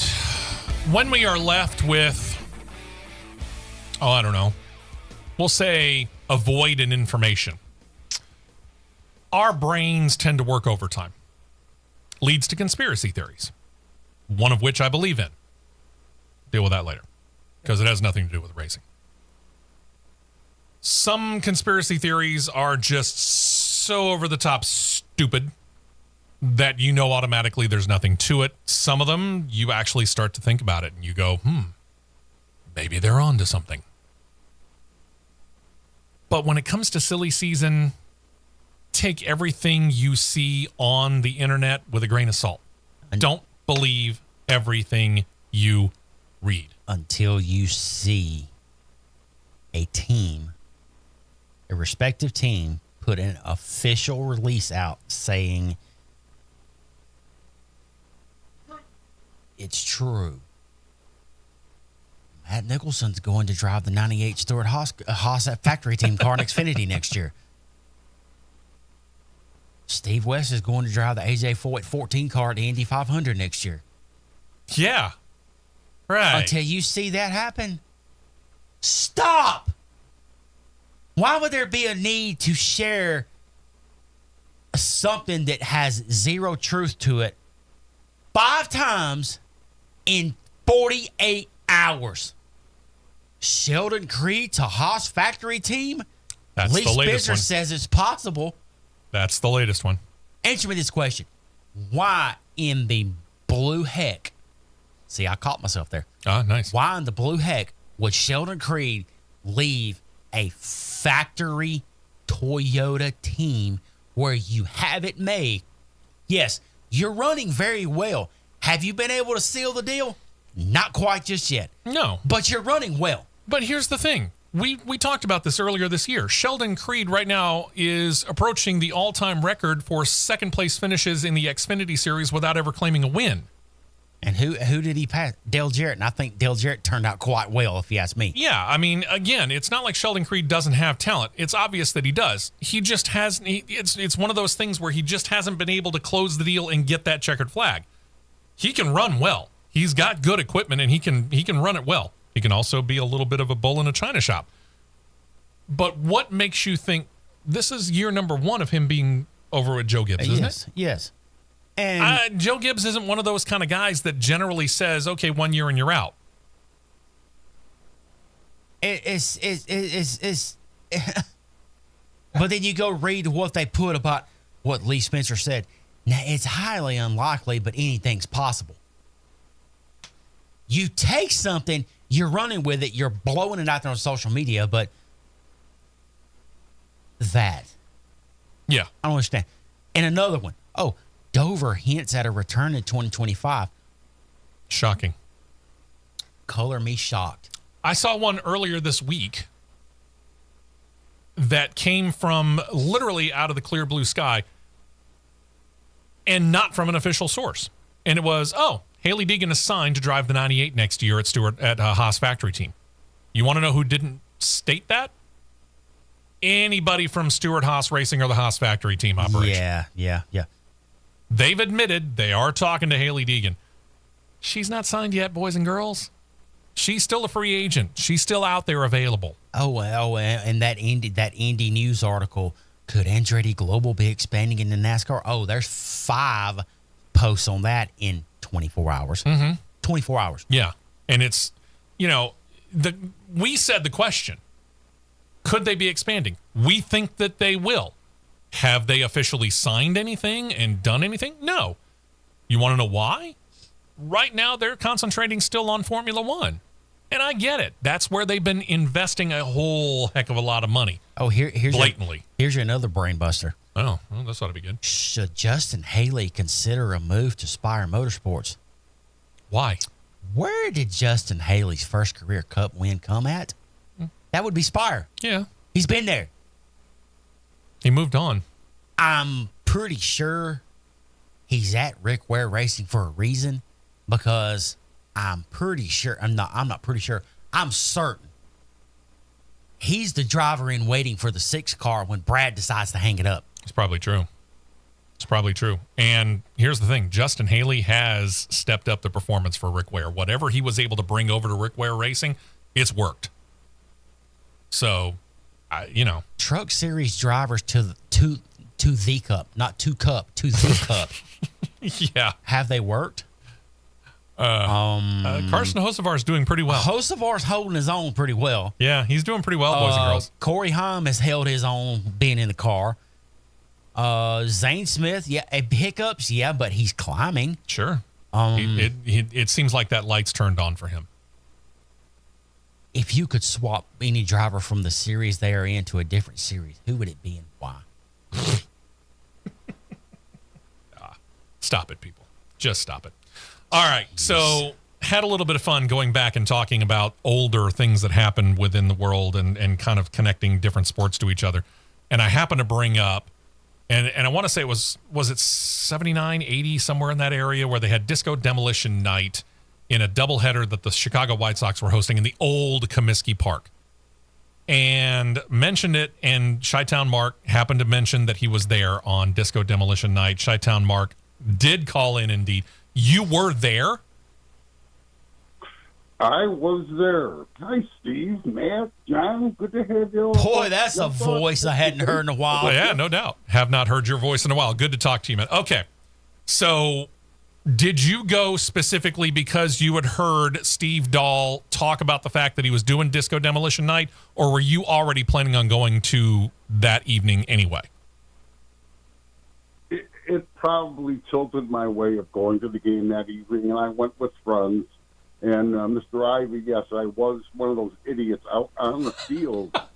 I was lucky, and I got the heck out of there when the boys in blue came and started pulling their nightsticks out. Now, we've seen a lot of smoke there. Is all that smoke from fire, or did they use tear gas? Because I've heard different people say that there was tear gas. They used tear gas, I believe. Okay. I mean, there was no control. But when you cancel a baseball game because of what happened between two games in a doubleheader, the field's been destroyed, literally. They blew things up. There was fire. There was smoke. There was, you name it. It was probably going on that evening. Oh, yeah, I'm sure of it. Not, I've seen documentaries on this and how many different people brought, different disco albums for this thing. And between the two games of the doubleheader, they put a big bin out in center field and threw all of the records out there. And then with fireworks and whatever kind of minor explosive stuff that they were using, I don't know exactly what it was that they used, but yeah, they blew it up and records went all over the place. And that was what was supposed to happen, so to speak. But what wasn't supposed to happen was apparently they had, 10-cent beer night because every drunk person that was on the planet suddenly rushed the field? It helps. Let's be honest, that helps. Sure. But, half the crowd emptied out, and it had been hyped up for weeks on the Loop. If you're familiar with the Loop in Chicago, it was the station if you like rock. Yeah. Steve Dahl was the man, and Gary Myers was his co-host at the time, and it was insane. It wasn't a typical night of going to the ball game, and it's a long time ago, and I still have very vivid memories of what went on that evening. Are they good? Oh, have you seen The Hangover? As a matter of fact, I have. Do you know there's a tiger in the bathroom? We didn't have. Well, we had tigers in the dugout. They were playing Detroit. That's true. Thank you. It was Detroit. I couldn't remember who the opponent was. That was good, Steve, and it was just. It wasn't your typical night at the ballpark. Yeah. I have fond memories. My first baseball game was in 1964, and my father took me to the old Comiskey for a ball game. And I'm a White Sox fan for life. Sure. Even this year, guys. And I don't think they've even won 30 games yet. It's tough. Yeah, they're fighting for futility, all-time futility with the old New York Mets. And they did. They had a fire sale. But, if they turned around and were able to get some of the young talent that they think that they have gotten, then, yeah, things might be on the lookup here. And, for example, right here in Birmingham, the Barons are a White Sox affiliate. And they've been doing pretty good this year. There's some pretty good talent, if a bit young. So it'll be interesting to see what the future holds. If they're building this team right, it should happen. But having been there and done that and being in the racing world as you are, let's kind of bring it all back around here. Is there anything that you can think of in the racing world that would kind of equate to as sensational as that night? Well, not necessarily as destructive, but something that became that big of kind of a sensation and something that we remember. What is something that happened at a racetrack that you remember like you remember Disco Demolition Night? That's kind of tough because of all the racing I've seen through the years. I don't have a single one. Maybe my first Daytona 500 in 1983, and you walk out for the twin qualifiers and they're rolling the cars out. And, I was early 20s, and my jaw dropped and the drool was running, and, your heart's jumping out of your chest, and that would be close, but it was different. It was just such an unusual occurrence. That was a one-off, guys. That was truly a one-off. Well, and we've heard stories about fans doing silly, crazy, stupid stuff. I mean, I remember when Jeff Gordon bested Dale Earnhardt's wins record, and that happened at Talladega, and I was in the PA booth, and I was the one that was stuck with getting on the microphone trying to tell everybody, hey, don't throw objects onto the track, because they were throwing water bottles and beer cans and everything. That was yeah. That was when I remember what he's talking about. That was when Earnhardt was passing for the lead. Dale Earnhardt Jr. was passing for the lead. Brian Vickers spun out. They threw the caution, and Gordon was in the lead, and they ended the race under caution. Yeah. That I remember that right there. That was probably an odd one for me too. But it was so weird because I can tell you that day led to something that I've had to do not only at Talladega but at Darlington and Richmond and Homestead, Miami, and that is we lead into the weekend by saying, "Hey, welcome to fill in the track here. Here's some of the ground rules," and one of them is don't throw anything onto the track at any time. It goes back to that particular race. So I remember that, and I had to go back and I had to do some research on this because I wasn't at this particular race, and I can't remember, it was 80, I want to say it was 84, when a fan got a little toasted at Talladega before the race actually began, ran out onto the track and jumped into the idling Trans Am pace car and started driving it around the track. And I've had several people ask me about this particular situation. Now, again, I wasn't there, and I certainly wasn't in the PA booth at that time, but I had to go back and I had to do some research on this situation and try and learn more about it so that I could actually, let everybody know about it. That guy, by the way, has disappeared into parts unknown. Talladega actually tried to get in touch with him not that long ago because they wanted to actually kind of bring him back because it is one of those things that everybody remembers. Mm-hmm. So, all right, Mark, I really, really appreciate you calling in and talking about it and giving us a chance. And it's good to talk with you, and we'll have to do it again soon. Yeah, let's talk more racing next time. Because the White Sox definitely aren't talkable right now. So. But thank you so much for inviting me on, gentlemen. Anytime. Have a great weekend. I'm heading to the IMSA to see the World Challenge this weekend, so I'm hyped up. There you go. I like it. We may have to talk to you next week and talk about that as well. Crossed Flags is coming back this particular week. We'll tell you that. This past week, we did not have a Crossed Flags, and the main reason why was because the one person who's trained to be our producer was out of the country. She and her mom went to Greece, but Molly's back this week, so we will have a Crossed Flags podcast this week. It'll come up on Wednesday. We promise you that, and hope you join us then. And, hey, join us again next week. We'll do this all again, and we'll talk some racing, and who knows? Maybe we'll get into something else, too. It could happen. Just saying. Yep. Y'all have a fantastic week. Stay cool if you can. Yeah, no joke.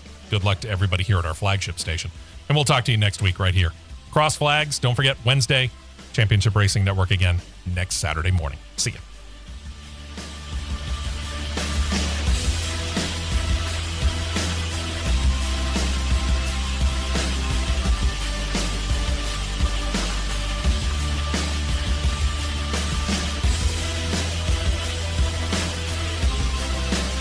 This has been a presentation of the Championship Racing Network.